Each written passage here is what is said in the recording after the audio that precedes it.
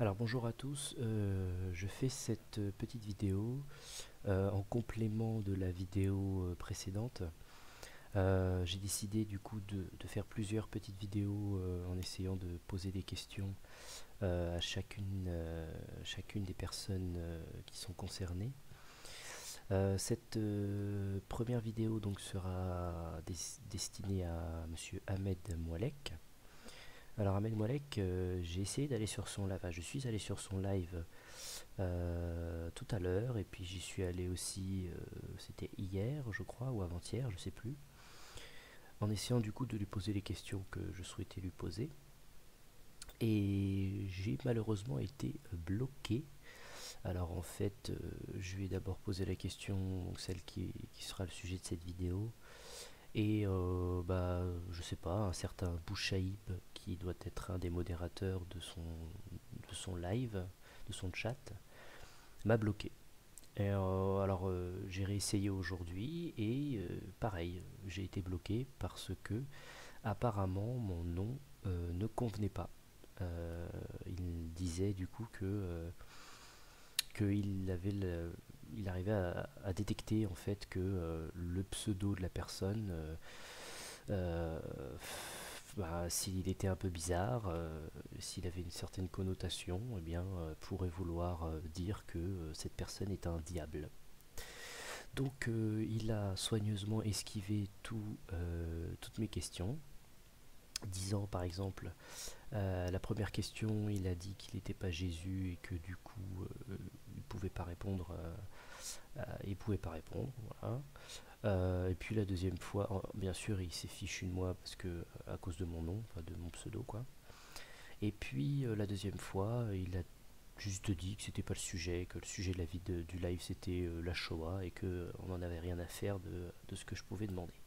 Du coup, je fais cette petite vidéo et puis je vais donc parler du sujet du voile dans le Coran. Pourquoi je veux parler de ce sujet? Parce que justement, Ahmed Moualek, si je ne m'abuse, toi tu penses que le Coran ne parle pas du voile. Alors moi je respecte tout à fait les positions qu'on peut avoir, justement les différentes positions qu'on peut avoir sur ces sujets-là. Ce sujet-là étant quand même un sujet assez polémique, que ce soit du côté des musulmans ou des non-musulmans. Il faut savoir que moi j'étais un musulman pendant plusieurs années et que j'ai quitté l'islam, non pas parce que je ne crois plus en Dieu, mais plutôt parce que je n'arrive plus à me faire une idée personnelle, précise du Coran. J'arrive plus à trop à savoir ce qu'il veut dire, et à chaque fois j'ai que deux choix: soit je fais le suivisme, donc je suis aveuglément les autres, soit j'essaie de comprendre par moi-même, ce qui est littéralement impossible. Sachant que lorsque l'on écoute ceux qui aujourd'hui en France se disent prédicateurs ou imams ou sur internet, n'ont jamais les mêmes réponses aux questions que l'on pose, ce qui est tout de même assez difficile, sachant que le Coran a une seule source. Donc bon, on va partir directement donc dans le sujet. Donc Ahmed Moualek pense qu'il n'y a pas de mention de voile dans le Coran, dans le sens où même si le mot, les plusieurs termes en arabe, alors je ne suis pas un expert de l'arabe, je le redis, il y a des mentions du voile dans le Coran, mais pour Ahmed Moualek, le fait de mettre le voile tel que les musulmans aujourd'hui le mettent n'est pas coranique. Alors, on va citer les versets en question. Donc, le premier verset, je pense que c'est le plus clair, en tout cas pour ceux qui pensent que le voile est bien coranique. C'est le verset 33, verset 59, pardon, sourate 33, qui dit, je cite: Ô prophète, dis à tes épouses, à tes filles et aux femmes des croyants de se couvrir de leur voile. Alors là, je vois la phonétique en arabe, que le mot voile, c'est jalabihina. Alors, vous m'excuserez euh, pour l'accent, je ne suis pas du tout arabophone. C'est pour elle le meilleur moyen de se faire connaître et de ne pas être offensé. Donc là, c'est clair. Donc c'est Dieu qui parle au prophète et qui dit au prophète: dis à tes épouses, à tes filles et aux femmes des croyants, donc en gros à toutes les femmes, de se couvrir de leur voile. C'est pour elles le meilleur moyen de se faire connaître et de ne pas être offensé. Donc Ici, Amen Moalek, si je ne m'abuse, toi tu penses que le fait de dire de se couvrir de leur voile, il y a plusieurs traductions en français, et celle que tu avais utilisée dans ta vidéo qui parlait de ça, c'était de dire qu'en fait c'était faire descendre son voile. Donc en fait, euh, toi tu penses que le voile est déjà sur la tête des femmes à l'époque, et en fait ce sera directement relié au verset suivant, donc dans la sourate 24, verset 31, où tu penses qu'en fait elles doivent justement enlever les voiles de leur tête et le faire descendre sur la poitrine. Donc on va parler de ce verset-là qui dit, je cite, dit aux croyantes de baisser leur regard, d'être chastes, de ne montrer que l'extérieur de leur atour, de rabattre leur voile. Alors si je ne m'abuse, je crois que dans ce verset-là, on parle aussi des croyants, hein, de baisser le regard. Enfin bref. Et là, le mot voile, c'est khumur ou khimar en phonétique. Donc sur leur poitrine, de ne montrer leurs atours qu'à leurs époux. Dis-leur encore de ne pas frapper le sol de leurs pieds pour ne pas montrer leur atour caché. Alors ça, pas faire de commentaires, je sais pas trop ce que ça veut dire, je vais pas m'attarder là-dessus. Donc là du coup, Amen Moalek nous dit que en fait, rabattre le voile serait du coup le fait de prendre le voile qui est déjà sur la tête et de le mettre sur leur poitrine, puisque à l'époque apparemment beaucoup de femmes mettaient le voile sur la tête et c'était plutôt un vêtement disons traditionnel et surtout relié au climat, et que par contre elles se baladaient avec justement la poitrine découverte. Et donc du coup le fait de rabattre le voile c'était plutôt une demande, enfin Dieu qui disait aux femmes de ne pas exhiber leur poitrine. Euh, et bien sûr, excusez-moi, je suis un peu malade. Le verset qui m'intéresse, celui que j'aimerais justement qu'il m'explique, hein, parce que c'est un petit peu ça le sujet. Sachant que moi, je veux bien comprendre, je veux bien admettre que là, Dieu ne fait pas mention de la tête. Donc oui, pourquoi pas, Amen, Amen Molek. Pourquoi pas, effectivement, peut-être que là, Dieu parle du voile, d'un autre type de voile. Disons que ça peut être métaphorique, disons qu'il ne parle pas du voile sur la tête, mais qu'il parle seulement d'un vêtement, une espèce d'écharpe en fait qu'on pourrait utiliser pour mettre sur la poitrine, pour ne pas exhiber la poitrine. Je, je peux te suivre sur ce point, c'est possible, moi je suis ouvert à tout. Donc Amen Moalek, tu nous dis que tu es messager d'Allah. Alors moi, je vais bien te croire encore une fois. Je suis pas du genre, justement, je ne veux plus suivre les gens. Mais par contre, ça ne veut pas dire que je suis bête et que je ne peux pas réfléchir. Donc, tu nous dis que tu es messager d'Allah. Pour moi, quelqu'un qui se dit messager de Dieu et qui porte le livre, comme tu le précises, peut justement nous donner des explications sur certains versets qui sont des versets en rapport avec des prescriptions. C'est-à-dire, Dieu nous demande de faire des choses, nous dit il faut faire ceci, il faut faire cela, les croyantes, les croyants, faites ceci, faites cela, il est mieux pour vous de faire ceci, cela. Si on n'est pas capable de comprendre clairement ce qui est écrit, bah, c'est que Dieu ne sait pas s'exprimer. Donc c'est pour ça que je te pose la question en tant que messager de Dieu, et messager d'Allah, peux-tu m'expliquer le verset 60 de la sourate 24 qui dit il n'y a pas de faute à reprocher aux femmes qui ne peuvent plus avoir d'enfants et qui ne peuvent plus se marier de déposer leurs vêtements. Parce que là, c'est écrit le terme en arabe. Là, en phonétique, c'est thiyab ou thob. Excusez-moi pour la prononciation, je ne sais pas le dire correctement. Donc là, ce serait plutôt vêtements. Et donc, en fait, ce ne serait pas clairement expliqué que c'est du coup le voile. Et donc, à condition de ne pas se montrer dans tous leurs atours, mais il est préférable pour elles de s'en abstenir. Donc, là, il est dit que les femmes ont le droit d'enlever leurs vêtements. Donc, question Amen Moalek, de quels vêtements ici on parle? De quels vêtements est-ce qu'on parle? Là, je vais prendre le même verset, mais dans une traduction un peu différente. Donc je cite: Et quant aux femmes atteintes par la ménopause, qui n'espèrent plus le mariage, nul reproche à elles d'enlever leurs vêtements de sortie, sans cependant exhiber leurs atours, et si elles cherchent la chasteté, c'est mieux pour elles. Allah est audient et omniscient. Donc là, on voit quand même que j'ai regardé sur deux sites différents, deux Corans différents, et j'ai deux traductions, enfin deux façons de voir le verset différentes. Mais dans tous les cas, ici, on parle de vêtements. Et donc, à chaque fois, dans tous les Corans que j'ai pu voir, c'est toujours vêtements. Donc, c'est un terme assez vague. C'est-à-dire qu'on n'a pas d'explication précise de quel vêtement il parle. Certains, du coup, rajoutent vêtements de sortie. Donc, le sortie, il est entre parenthèses. Et donc, c'est pour bien expliquer qu'ici, on parle du voile. Maintenant, question. Amen Molek, de quel vêtement parlons-nous? Puisque bien évidemment, on ne peut pas parler d'autre chose que d'un vêtement que l'on pourrait considérer comme étant un vêtement en surplus, c'est-à-dire un vêtement qui n'est pas forcément nécessaire, soit à la protection contre l'environnement, enfin le temps, pour avoir chaud, pour se protéger de la pluie. On n'est pas en train de parler de vêtements, on va dire, classiques. Là, ici, on parle de vêtements particuliers, parce qu'on ne va quand même pas dire aux femmes qu'elles soient âgées ou non, parce que la ménopause, ça peut arriver chez certaines femmes au plus tôt, on va dire, à l'âge de 40 ans, même si c'est rare, mais ça peut arriver.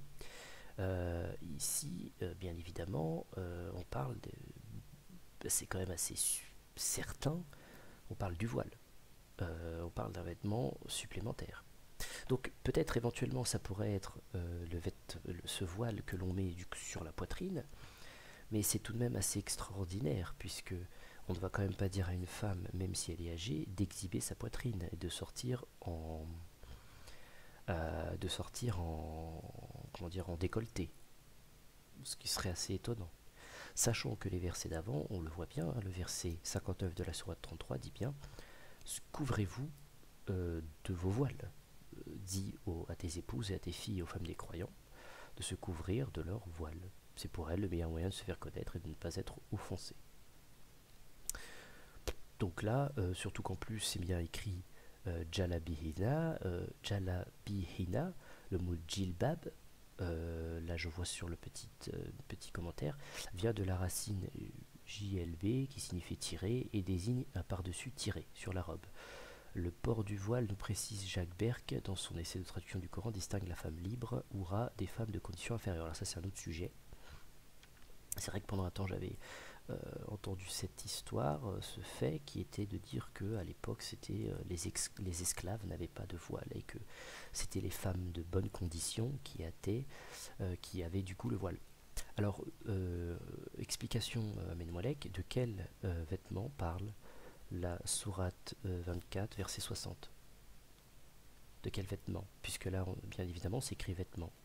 Donc on ne parle pas du pantalon, on ne parle pas de la robe, on ne parle pas des chaussures, c'est évident. Donc ça veut dire que les femmes, elles ont le droit d'enlever leur voile pour montrer leur poitrine. À partir du moment où elles ont la ménopause.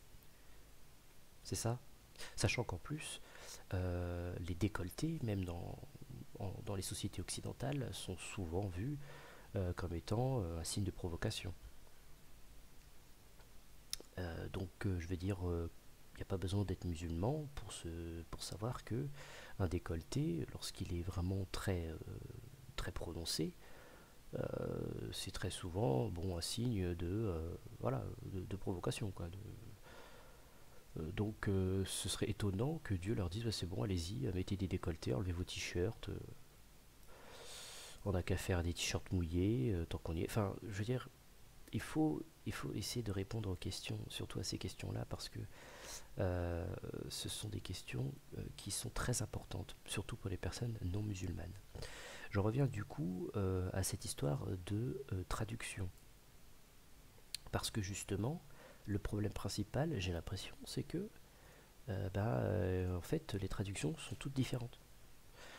Alors pareil, moi je suis français. Je parle français, je ne parle pas l'arabe.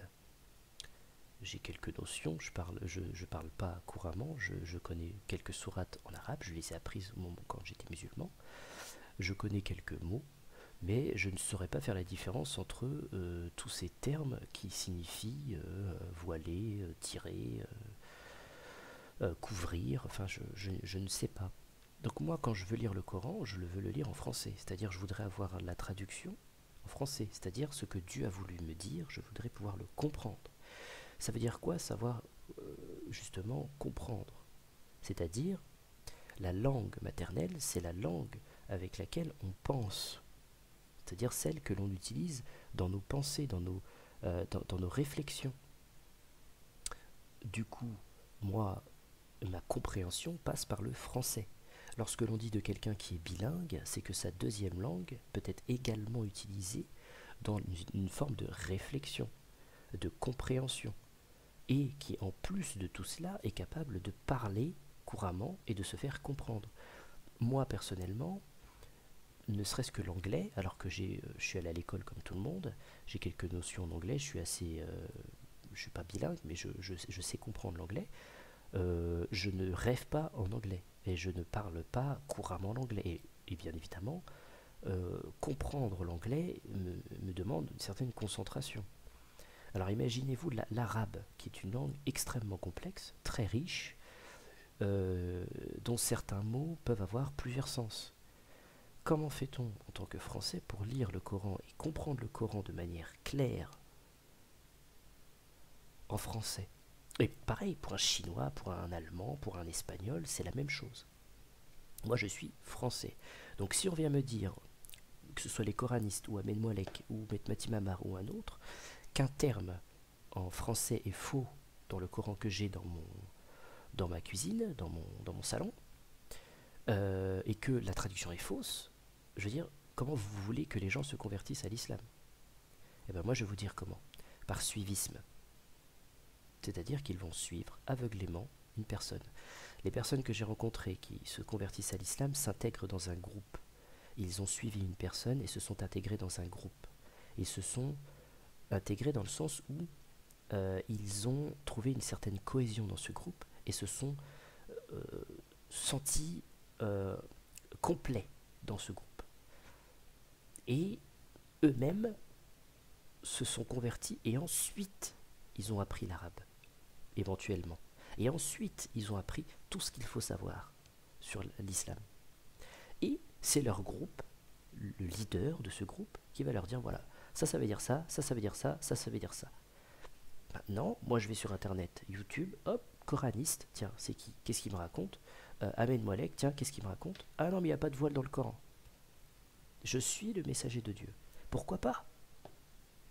Maintenant, il faut essayer quand même d'être sérieux 5 minutes.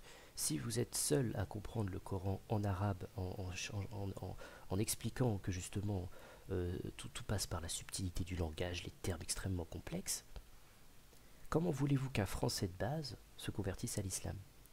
Si vous me répondez que vous êtes élu, et que Dieu vous a élu vous, et qu'en réalité les autres ils peuvent cramer en enfer, je suis désolé de vous apprendre que ce n'est pas une religion qui semble venir d'un être plein d'amour, de paix et qui souhaite le bien pour les gens. Pourquoi Dieu ici n'est pas plus clair? Pourquoi il faut plusieurs versets qui ne sont même pas dans la même sourate pour expliquer une chose que vous arrivez à réfuter par la suite? Donc essayez si possible déjà de répondre à ma question, et là je parle surtout à Ahmed Moalek. Explique-moi du coup de quel vêtement Dieu veut-il parler? Pourquoi est-ce que le fait de dire qu'il y a un voile n'est pas cohérent, sachant que là, d'après ce que j'ai vu, c'est ce qu'il y a de plus cohérent à expliquer à travers les versets du Coran? Et donc pourquoi est-ce que toi tu penses, Ahmed Moalek, qu'il n'y a pas de voile? Voilà, donc je pense que ce sera tout pour cette vidéo. Je ferai une autre vidéo justement sur un autre sujet. Et j'espère que la prochaine fois que j'irai sur un de tes lives Ahmed Moalek, je ne serai pas snobé, boycotté comme ça, alors que je ne fais que poser des questions. Parce que moi je ne pense pas que le prophète de l'islam envoyait paître les gens lorsqu'il leur posait des questions d'ordre sur les prescriptions du Coran. Il leur expliquait bien évidemment ce que ça voulait dire, sinon comment voulez-vous que les gens appliquent ce qui est écrit? C'est marqué dis à tes épouses, donc et le prophète l'a dit à un moment donné.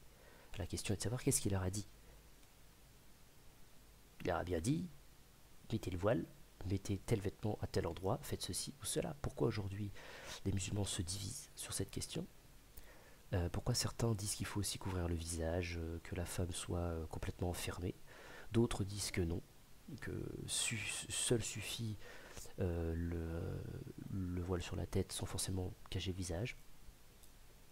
Et là, bien évidemment, je ne vais pas parler des hadiths, hein, parce que moi, je ne veux pas parler du hadith. Je ne vais pas fonder une réflexion philosophique sur Dieu ou sur le Coran à travers des écrits qui ont été qui viennent de je ne sais qui. Moi, on me dit le Coran vient de Dieu, bah, je lis le Coran.